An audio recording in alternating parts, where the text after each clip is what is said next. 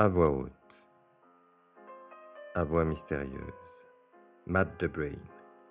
Quand les esprits s'en mêlent, Jérôme Fouquet. Vivre est parfois au-dessus de mes forces.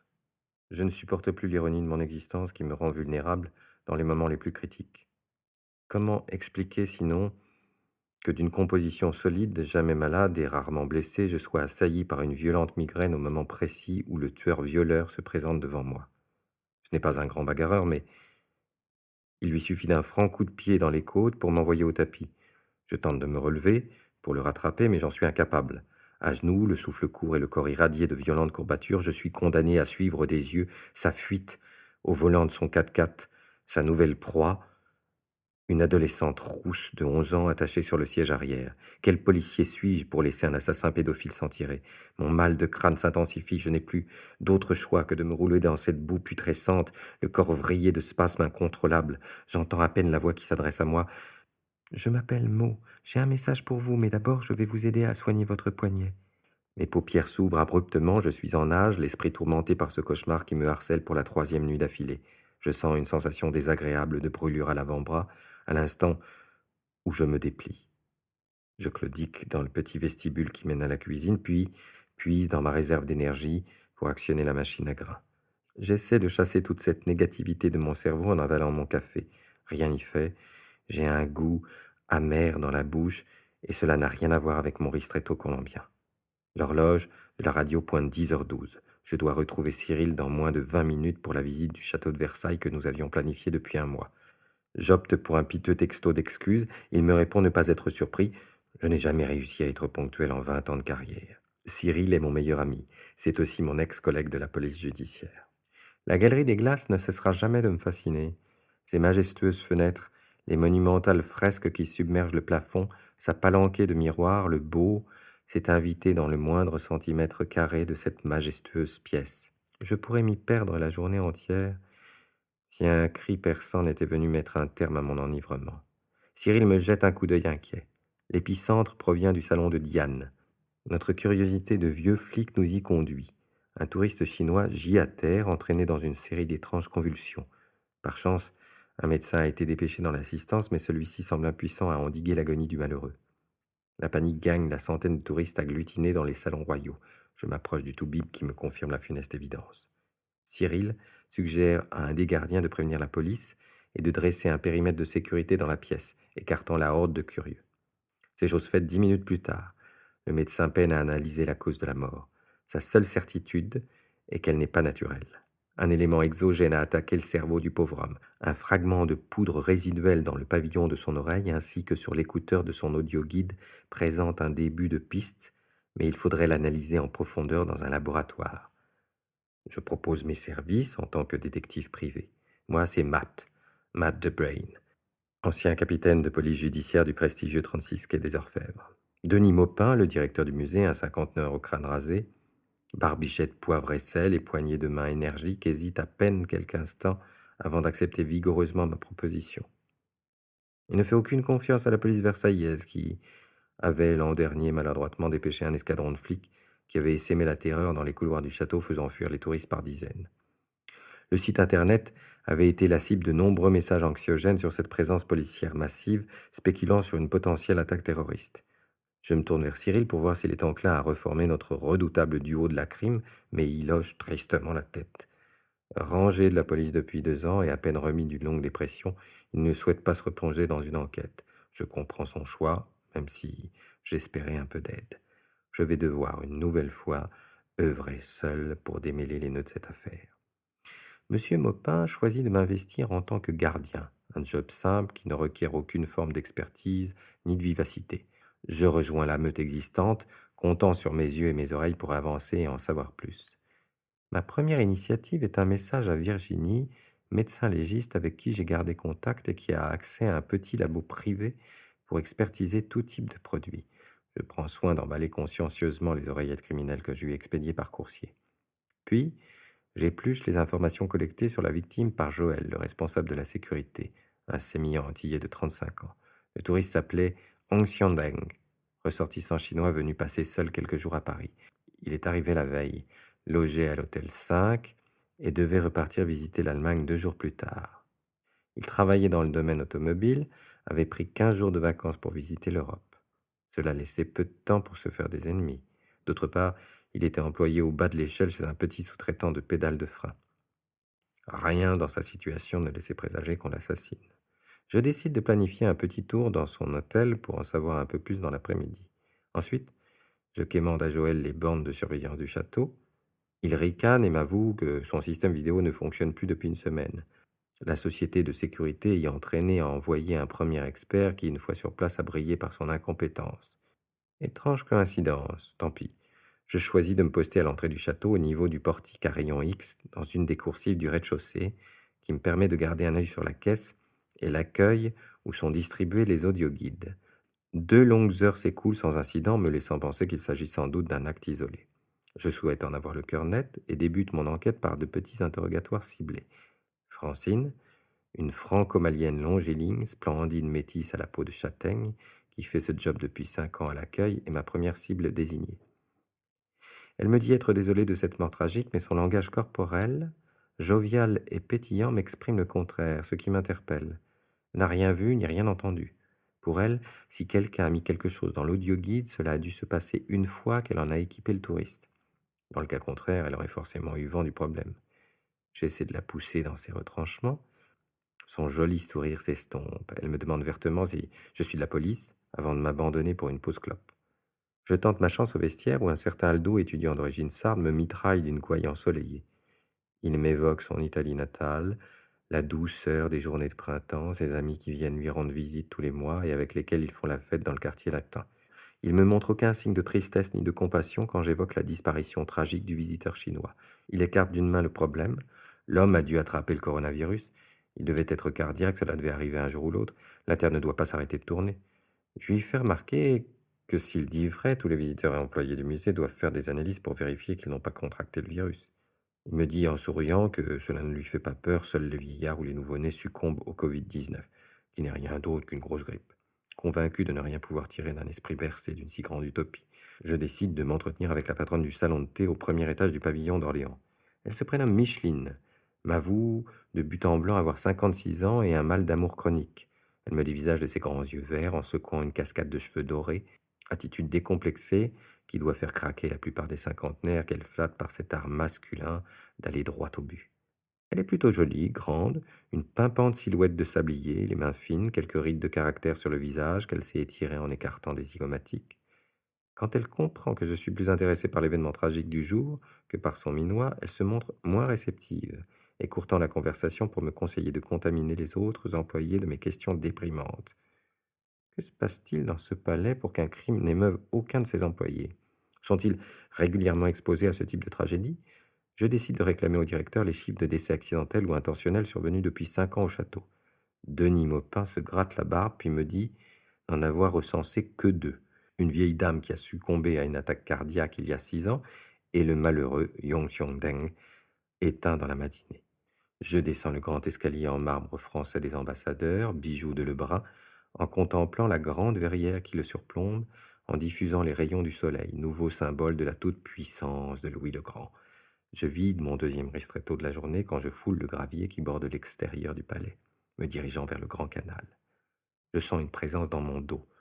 Je me retourne et dévisage un petit monsieur, sec comme un haricot, moustache fine, affublé d'une casquette de baseball et d'un costume de gardien. Il me scrute de ses petits yeux charbonneux. Je suis Mo et j'ai un message pour vous. Je sens une décharge m'électriser l'avant-bras. Constatant mon scepticisme, il enchaîne. Comment va votre poignet? Le souvenir de mon cauchemar et de ma brûlure à l'avant-bras me glace. Ce n'est pas possible. Mo était dans mon rêve et voulait me parler avant que je ne me réveille. Comment ce petit monsieur pouvait-il le savoir? Mon esprit cartésien subit une sévère secousse. Qui êtes-vous? Je suis un esprit bienveillant. Un esprit, c'est-à-dire, vous n'êtes pas gardien? J'ai emprunté ce corps pour vous porter un message. La vérité sur l'enquête Torsini n'est pas celle que vous croyez. Quoique... Que savez-vous de cette enquête? Je sais que c'est la seule que vous n'avez pas élucidée, qu'elle a provoqué votre furie et par voie de conséquence le départ de votre femme et de votre fille. J'ai du mal à m'exprimer, ébaubi par les déclarations de ce petit homme, J'ai l'impression que mon cerveau est accroché à une grue qui monte et descend alternativement à vive allure. Si vous voulez dénouer l'enquête sur la mort du Chinois, rendez-vous à 23 heures dans le jardin au bassin d'Apollon. Laissez-vous guider par le cheval meurtri. Pendant que je lutte contre mon aphasie, Mo pose une main réconfortante sur mon poignet, ce qui calme instantanément la douleur. Puis, il disparaît à l'intérieur du château. De longues minutes me sont nécessaires pour me remettre à l'endroit. Je n'ai aucune réceptivité pour ce qui touche au paranormal, aussi je sais que ce qui vient de se passer va triturer mon cerveau pendant longtemps. Je reprends mon poste sans enthousiasme et tente de rassembler les miettes de ma raison. Il est bientôt 13 heures. Je dois patienter encore 2 heures avant de pouvoir prétendre déjeuner dans la cafétéria du château. Je suis affecté à la chambre de la reine, puis à la galerie des glaces. De tous les jobs subalternes que j'ai empilés depuis quelques mois, je dois avouer que celui-ci mérite la palme. Passer des heures assis sur une chaise à veiller à ce qu'une horde d'étrangers ne salisse pas un tableau ou la literie du musée relève de la récipiscence. Dans mon cas présent, cela a le mérite de calmer mes nerfs. J'essaie de revenir à ce que je sais faire de mieux, raisonner de façon logique. Je n'ai pas le loisir d'aller très loin dans mes réflexions sur l'enquête, contrarié par un coup de fil de Virginie. Elle a décelé des traces d'une substance radioactive dans les oreillettes. Elle me demande de prêter la plus grande attention à ceux qui peuvent avoir touché ou approché l'audioguide. Je lui confirme que toutes les précautions ont été prises et lui demande la difficulté de se procurer de telles substances. Si tu ne présentes pas un gouvernement ou un groupement terroriste, me dit-elle, les chances de dégoter un échantillon d'une telle poudre sont nulles. Cela a le mérite d'être clair et en même temps de me laisser mariner dans l'aberration de cette enquête. Si je récapitule, la vidéosurveillance du château est défaillante, aucun des collègues avec qui j'ai échangé ne semble affecté par le meurtre du touriste, et l'arme du crime est une poudre radioactive qu'aucun individu ne peut espérer se procurer. Je contemple désespérément ma montre. 15h30. Mon ventre se rappelle à mon bon souvenir et je décide de faire un tour rapide à la cafétéria. J'aurais préféré prendre le temps de manger des ravioles de langoustine dans le restaurant gastronomique ou à la brasserie du Palais, mais le temps file et j'ai promis à Denis Maupin de lui livrer mes premiers résultats pour la fin de journée. Je picore un sandwich au thon et gobe mon 3e café du jour. Je souffle sur la fumée qui s'en dégage tout en réfléchissant au halo de mystère qui plane sur cette affaire. C'est la première fois que je suis confronté à des événements de cet ordre. J'avoue ma perplexité sur la suite à donner aux opérations. En reprenant mon poste, je repère Mo qui bâille aux corneilles devant la chapelle royale. Je me dirige vers le petit bonhomme, décidé à en savoir plus sur son énigmatique déclaration. Mo, dites-moi, pourquoi dois-je me rendre dans le jardin ce soir? Qui s'y réunit? Je vous demande pardon. Vous êtes venu me trouver tout à l'heure dans la cour du château. Excusez-moi, monsieur, vous devez faire erreur. Je n'ai pas quitté le premier étage de la journée, et mon nom n'est pas Mo, mais Simon. Je l'observe méticuleusement pour vérifier que je ne me suis pas trompé. Le même petit gabarit, les mêmes yeux noirs foncés comme du basalte, la même moustache mousquetaire. J'ai pourtant une bonne mémoire visuelle. Le gardien me signifie de sa main que je l'importune. Je fais quelques pas de côté pour m'éloigner. Si je me souviens de la conversation que nous avons eue, Mo m'a dit avoir emprunté son corps. Et il est déjà parti? Ou ai-je été victime d'une hallucination? Si c'est le cas, pourquoi ce visage me paraît si familier? Les 2 heures suivantes relèvent du pensum. Rien à signaler de quelque nature que ce soit, tout est étrangement calme. Mon cerveau est englué dans l'apparition de mots. Quand je mourrai, mon esprit flottera-t-il à la recherche d'une enveloppe charnelle pour s'exprimer ou se réincarnera-t-il dans une autre vie? Et s'il y avait quelque chose après la mort? Autant de questions dont je n'ai pas le début d'une piste. Comme tout bon enquêteur, je déteste sécher sur un sujet, aussi je décide de le creuser après la résolution de cette affaire. 17h28. J'aide mes collègues à communiquer à la quinzaine de touristes retardataires sur la fermeture imminente des lieux. Une femme âgée, vêtue d'une longue robe de gala et d'un chapeau cloche crème, se tourne vers moi et me dévisage comme si je l'accusais du pire des crimes. C'est honteux, dit-elle, de presser les gens comme vous le faites. Nous avons encore au moins 2 minutes. Si vous n'étiez pas aux 35 heures, nous pourrions profiter d'horaires de visite normaux. À l'époque du grand roi, ce genre de problème ne se posait pas. Vive la démocratie! Piqué au vif, ma réponse fuse avant que je n'ai eu le temps de la soupeser. J'imagine que vous ne travaillez pas, alors pourquoi venir en fin d'après-midi et pas le matin si vous voulez profiter des œuvres du château? Mais enfin parce que la lumière est incomparable, l'après-midi, quelle question de béotien? Sans attendre ma réponse, elle fait claquer ses talons sur le parquet dallé des appartements du roi pour regagner la sortie. Les gens ne cesseront jamais de me surprendre. 5 minutes plus tard, tous les visiteurs sont évacués et les employés commencent à plier bagages. Conscient que je n'apprendrai plus grand-chose du personnel, je me tourne vers le lieu de résidence de la victime. À 5 minutes à pied du palais, le 5 est un bel hôtel-boutique flanqué d'un grand porche et d'un imposant hall, avec 5 comptoirs d'accueil et des banquettes molletonnées où s'affairent des hommes d'affaires agglutinés à leur téléphone ou à leurs ordinateurs. Je m'avance vers l'agent de comptoir, un jeune homme aux cheveux roux et au bouc à moitié glabre qui ne doit pas avoir plus de 20 ans.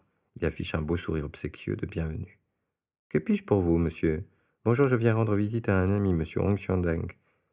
Il ne comprend pas ma question et remet nerveusement en place une mèche de cheveux. Qui? Un touriste d'origine chinoise qui est arrivé hier dans votre établissement. Je lui appelle le nom, patiente quelques instants, qu'il pianote sur son registre électronique. Un peu perdu, il appelle une collègue à l'aide. Il s'affaire à deux derrière l'écran. Après 4 longues minutes, la sentence tombe. Désolé, mais nous n'avons aucune chambre à ce nom, me dit une femme brune d'une quarantaine d'années d'un ton ferme. Il doit y avoir erreur, vous pouvez revérifier? Elle me regarde droit dans les yeux, plisse légèrement la bouche au-dessus de laquelle se forme une petite virgule de condescendance. Qu'est-ce que vous ne comprenez pas, monsieur? Ce monsieur Xiodeng ne loge pas ici. Vous avez dû vous tromper d'hôtel. Il y en a une dizaine dans les environs. Je vous invite à vous y rendre. J'avoue ne pas comprendre. Qui m'a donné cette information? Il me semble qu'il s'agissait de monsieur Maupin, à moins que ce ne soit Joël, mais je n'en suis plus sûr tout d'un coup. Mes certitudes tendent à se fissurer ces dernières heures. Je me tourne vers ma seule piste tangible, l'arme du crime. Si j'en crois Virginie, seul un groupe de terroristes aurait pu se fournir une substance radioactive. S'agit-il d'un gouvernement étranger? Je ne vois pas bien quel pourrait être le mobile. Pourquoi tuer ce Chinois sur le sol français et non ailleurs? La deuxième information importante qui guide ma pensée est l'attitude passive du personnel du musée sur la mort du touriste. Est-ce un aveu? Si j'étire mes hypothèses, l'extravagante idée qui me vient relie les employés du château entre eux. Ils formeraient un groupe qui aurait, pour une raison que j'ignore, décidé d'attaquer ce pauvre touriste chinois. Ceci expliquerait leur attitude passive et corroborerait les conclusions de Virginie sur la fourniture de l'arme du crime. À cet instant, je reçois un coup de fil de Denis Maupin. Il me demande où diable j'ai filé, me priant de rappliquer au plus vite au château pour lui livrer les conclusions de mon enquête. Le chemin qui me ramène au palais n'est pas assez long pour altérer ma vision de la situation et me permettre de trouver une avancée significative, un indice concluant. J'ai juste l'impression désagréable de me faire promener, qu'on m'empêche de regarder là où il faut. Le directeur me reçoit dans son bureau, au fond du vestibule, derrière la boutique du rez-de-chaussée. La pièce est dépouillée, moquette grise, table en bois mélaminé, mur blanc, loin du panache du cabinet d'angle de Louis XVI, et ses bois précieux, sa marqueterie, ses bronzes, et son fameux secrétaire cylindre, bijou de mobilier du XVIIIe siècle. Monsieur Maupin se réjouit du caractère spartiate de son lieu de travail, bel exemple qu'il agite à la face du contribuable. Au moins, l'argent public alloué au domaine de Versailles ne sert pas à choyer une élite capricieuse. Les gilets jaunes n'auront pas de prétexte pour poser ma tête sur le billot, me lance-t-il goguenard. Je le laisse esclaffer seul et lui fais part de mes premières idées. Il change d'expression soudainement et me dit ne rien comprendre à cette histoire de radioactivité. Il ne saisit pas non plus pourquoi le personnel serait insensible à ce qui se passe au château et me traite d'incompétent quand je lui déclare que la victime ne séjournait pas à l'hôtel 5. Mais vous vous égarez, Matt. Vous n'êtes pas à la hauteur de votre réputation de The Brain. Vous devriez songer à ne pas vous survendre. Le directeur du lycée Saint-Thomas est un ami, il m'a pourtant dit du plus grand bien de vous. Mais comment savez-vous que le monde est petit, Mathieu? Bon, je ne pense pas qu'il soit nécessaire de vous rétribuer pour cette enquête qui n'a ni queue ni tête. Je ne pense pas non plus que vous donner plus de temps produirait plus de résultats. Vous vous êtes planté, voilà la preuve que même le meilleur des enquêteurs est humain. Je vous souhaite du courage dans vos futures missions si d'autres que moi ont la faiblesse de vous les confier. Si vous voulez bien m'excuser, j'ai du travail. Au revoir, monsieur le capitaine. J'essaie de lui répondre, mais aucune parole ne monte à la surface. Il me désigne la porte de sa main et chausse une paire de lunettes pour se replonger prestement dans la lecture intense d'un dossier. C'est un peu abasourdi par ce premier échec dans ma nouvelle vie de privé que je sors du domaine, emprunte la rue Colbert et rentre dans le pub irlandais qui fait face à la statue équestre de Louis XIV, sur la place d'Armes. Je suis sûr que le grand homme a eu aussi ses périodes de doute. Il a su s'en relever et faire avancer les intérêts de la France. Je commande une Guinness que je me surprends à descendre, moi, l'amateur de bon vin. C'est la première fois que j'en bois une. Je trouve le breuvage un peu corsé, mais ce petit arrière-goût fumé n'est pas désagréable. On dirait la rencontre entre du houblon et un vieux whisky. Au fond, ce moment était inévitable. Ne pas réussir à boucler une enquête devait m'arriver un jour. mais je ne pensais pas que cela surgirait à la 5e investigation. J'aurais espéré un meilleur taux de succès. Peut-être que je ne suis plus fait pour ce métier après tout. Je sens une main chaleureuse sur mon épaule. Un certain Jack, veste en cuir, front dégarni, grands yeux pétillants, une Guinness à la main, me demande avec un fort accent d'où je viens. Il me dit qu'il est anglais, et nous nous mettons à discuter. La conversation dévie naturellement sur le Brexit. Il a honte de son pays et préfère la France où il a décidé d'habiter depuis 2 ans. Il est professeur des écoles et enseigne à Versailles dans un lycée privé. Puis, il me demande ce que je fais comme métier. Je lui raconte ma carrière policière, puis un grand nombre de questions. N'ayant pas d'impératif et réconforté par cette conversation qui brosse positivement mon ego, je trace le détail de plusieurs affaires tordues qui m'ont marqué quand le 36 signifiait tout pour moi. La soirée se prolonge, nous commandons d'autres Guinness. Je suis exalté par les souvenirs qui remontent. Je me rends compte que je n'ai pas à rougir de ma carrière de policier et de mes premiers pas de détective. Je ne dois pas laisser cet insuccès m'atteindre. Jack me remercie pour ses incroyables histoires et me signifie qu'il est déjà 22h30, il doit rentrer chez lui retrouver son épouse Mona. Il me propose de continuer le lendemain si le cœur m'en dit. Je tilte sur le nom Mona. Mot. À quelle heure l'esprit m'a dit de me rendre à la fontaine d'Apollon ? 23h, je crois. Je salue l'anglais chaleureusement, paie la dernière tournée et me rue en dehors du troquet. Autant honorer ce rendez-vous, au fond même, si je n'y crois pas, au point où j'en suis. J'ai 2 problèmes. Je suis un peu saoul et la grille du château est fermée. Comment me rendre dans les jardins ? J'ai une idée. Je passe par la guérite de sécurité à l'entrée, dévoile courtoisement à l'agent de nuit que je suis employé en lui présentant mon badge. Je prends un air dépité, je lui explique avoir oublié mon téléphone portable dans la cour du château. Je me concentre pour lui sourire et ne rien laisser paraître de mon état d'ébriété. Il m'inspecte en fronçant les sourcils, puis appelle un collègue dans son talkie-walkie. Il obtient le feu vert et m'explique qu'un de ses collègues va m'accompagner. Je retrouve un grand blond, cheveux en brosse, la chemise blanche, prête à craquer sous une montagne de muscles. Si le but est d'impressionner avec moi, c'est réussi. Il m'accompagne dans la cour du château en m'encourageant d'un «Mange-toi le train, mec». Sympa. J'essaie d'échafauder un plan pour semer le factotum bodybuildé, mais mon imagination me fait défaut. Je n'ai pas l'alcool créatif. L'idée vient d'elle-même alors que je lutte pour ne pas tituber. Je me fais un croc en jambe et m'étale de tout mon long dans le vestibule qui mène à l'extérieur. Le colosse blond me regarde incrédule. J'en profite pour feindre la douleur et me tient la cheville droite. J'ai fait une entorse, il me faut de la glace, vite. Il hésite puis demande à son collègue Otoki de lui apporter de la glace. Celui-ci refuse, ne pouvant abandonner son poste. Mon garde du corps est tiraillé sur la marche à suivre. Il finit par pester, m'intime l'ordre de ne pas bouger, je lui assure que je ne le peux pas, puis il disparaît dans le château. J'en profite pour sortir dans la cour extérieure. Le spectacle qui m'y attend est sublime. La façade à colonnade rétro-éclairée projette un damier flottant sur les 2 grands bassins sous un ciel magnifiquement étoilé. J'aimerais profiter de la vue plus longtemps, mais il est déjà 22h56. Je contourne les pièces d'eau, emprunte les escaliers de la tonne, puis entreprends de suivre l'allée royale menant au grand canal.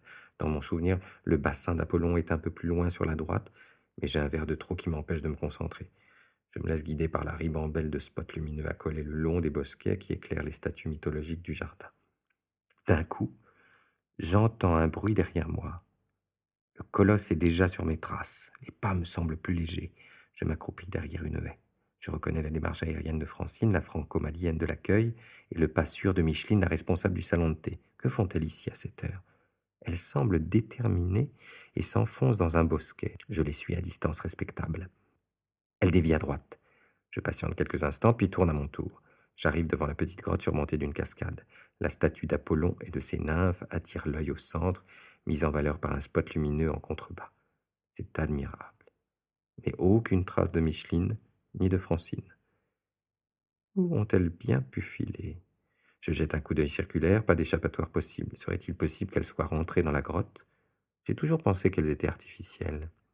J'essaie de me rappeler les paroles de mots. Laissez-vous guider par le cheval meurtri. 2 pièces de marbre encadrent la figure centrale d'Apollon, de chaque côté de la grotte. 2 chevaux sont présents dans chacune d'elles. Le cheval meurtri. Lequel est-ce ? Il me semble que celui tout à gauche hennit. D'autre part, pour pénétrer dans la grotte, c'est l'endroit qui me semble le plus accessible. 23h03. Je me lance. Escalade la roche, enjambant un bras d'eau. Quelques strates me servent d'appui. et j'arrive à me hisser tant bien que mal au niveau de la statue de marbre. J'essaie d'imaginer Francine et Micheline avec leurs talons. J'entrevois un chemin derrière les chevaux blancs qui pénètrent dans la roche et au fond duquel se dresse une incroyable porte en bois. La poignée cède du premier coup, j'entends une voix, je pénètre dans une cavité troglodytique. À ma grande surprise, une cinquantaine de personnes assises me tournent le dos. Un homme leur fait face au fond de l'antre rocheuse, vêtu d'une longue robe claire. Ceci ressemble étrangement à une réunion secrète ou une messe confidentielle. Je connais bien l'orateur, Denis Maupin, le directeur du château. Je comprends mieux pourquoi il tenait à voir mon enquête échouer. Je reconnais Joël, Aldo, mes ex-collègues gardiens. Tout le personnel du musée semble s'être donné rendez-vous là, mais ils ne sont pas les seuls. Un homme en pardessus gris à la crinière blanche devise avec une femme rousse munie d'une grande écharpe Burberry. Ils ont raison de se couvrir, il ne fait pas chaud dans cette grotte. Je crois reconnaître le maire de Versailles et sa première adjointe. Je m'assois rapidement sur une des 2 dernières chaises vacantes pour ne pas attirer l'attention, pendant que le directeur débite son baratin. Mes amis, notre plan s'est déroulé sans accroc, lance-t-il à une assemblée acquise à sa cause. Notre cible a péri quelques minutes après avoir été en contact avec le produit radioactif. Sachez qu'il s'agit d'un ancien tortionnaire de prison noire chinoise reconverti en homme d'affaires. Une mauvaise âme en moins pour alléger notre planète. Pour nous, ce sacrifice nous permet d'assurer la protection du domaine du château et de l'éloigner de la vindicte des dieux une année de plus. Merci à tous pour vos efforts. Monsieur le préfet pour avoir rédigé le rapport de police, monsieur le maire pour avoir contrôlé la presse et orienté les réseaux sociaux vers une crise cardiaque. Merci à vous tous, personnel du musée, pour avoir diffusé le produit et calmé un début de panique chez les visiteurs. Grâce à votre action, notre mission est accomplie et sans ternir l'image florissante et grandissante de notre beau musée. Je comprends mieux pourquoi le personnel s'est montré impassible à la mort du touriste asiatique. Je prends conscience que mon enquête ne pouvait aller bien loin, orientée dès le départ vers des fausses pistes et alimentée par de fausses informations comme l'identité de la victime ou son lieu de résidence. Denis Maupin détaille l'assistance. Son regard se pose soudain sur moi. Il a un demi-rictus. Mais nous avons un invité de marque. Matt the Brain est avec nous, mes amis. À cet instant, l'assemblée complète se tourne comme un seul homme dans ma direction. Une centaine d'yeux me mitraillent comme un pestiféré. L'envie de me lever et prendre mes jambes à mon cou me traverse, mais ça ne me ressemblerait pas de fuir mes responsabilités. Et puis, la Guinness m'a désinhibé, je me lève en me raclant la gorge.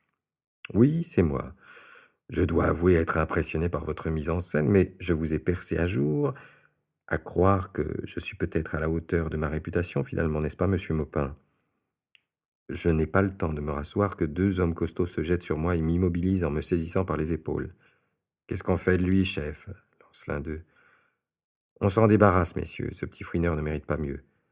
On n'a qu'à le noyer dans le grand canal, si on le laissait mourir de faim dans cette grotte. »« J'ai une meilleure idée, » répond le directeur du château. J'essaie de bouger, mais mes 2 cerbères me tiennent fermement. Je dois avouer que j'ai été imprudent, me jetant tout seul dans la gueule du loup. Ça m'apprendra à écouter un esprit. S'il n'avait pas été là, je serais rentré chez moi sain et sauf. Denis Maupin se saisit d'un fourreau posé sur une chaise devant lui, parcourt l'allée centrale qui fend le parterre de ses fidèles, puis se présente devant moi en tirant l'épée de son écrin. Cette arme appartenait à Louis XIV. Il l'a conservée cachée au fond de cette crypte de sorte qu'elle a échappé à la destruction durant la Révolution. Je vous fais un immense honneur. Matt the Brain, soyez-en conscient. Cela permettra de saluer votre perspicacité qui vous a conduit à démasquer notre organisation. Nous existons pourtant depuis plus d'1 siècle. Personne n'est arrivé à nous démasquer avant vous. Je dois l'admettre. Denis fait tourner la poignée en laiton moulé et je sens la pointe de l'acier effleurer mon bas-ventre. Le directeur me tient en respect comme si j'étais un vulgaire paysan, coupable d'avoir mis en danger sa seigneurie. Je ferme instinctivement les yeux en pensant très fort à ma fille Serena, qui me manquera. C'est la fin des brillantes aventures de Matt the Brain, qui avait réussi sa reconversion dans le secteur privé, mais a été victime d'une enquête trop complexe et trop spirituelle pour son esprit cartésien. Curieusement, je n'ai pas peur, je suis même plutôt serein. « Attendez, » lance un petit moustachu au premier rang. « Je reconnais Simon, le gardien, par qui Mo est rentré en contact avec moi. Cet homme est un esprit bon, on ne peut pas le tuer. Il a envoyé de nombreux assassins en prison quand il était policier. Il faut lui laisser une chance. »« Une chance ? Il va nous confondre, as-tu perdu la raison ?» lance Micheline. Elle, je la préférais quand elle me faisait du gringue dans son salon de thé. Mon côté vieux jeu m'habitue très mal à la diatribe féminine. Non, il suffit qu'il prête serment ici devant nous, reprend mon ange gardien. S'il le rompt, les dieux sauront le retrouver et étendre l'opprobre sur toute sa descendance. Soit, tranche Denis Maupin, je veux bien lui laisser la vie sauve, mais je veux qu'il garde une trace de ce qui s'est passé ici. Denis enfonce la pointe de son arme sur mon avant-bras gauche, celui qui me faisait souffrir dans mon rêve. Je commence à réaliser qu'il était prémonitoire à l'instant où le sentiment de brûlure s'intensifie. La même petite voix serrée me parvient alors que ma vision se brouille. Ces mots, je vais vous aider à soigner votre poignet.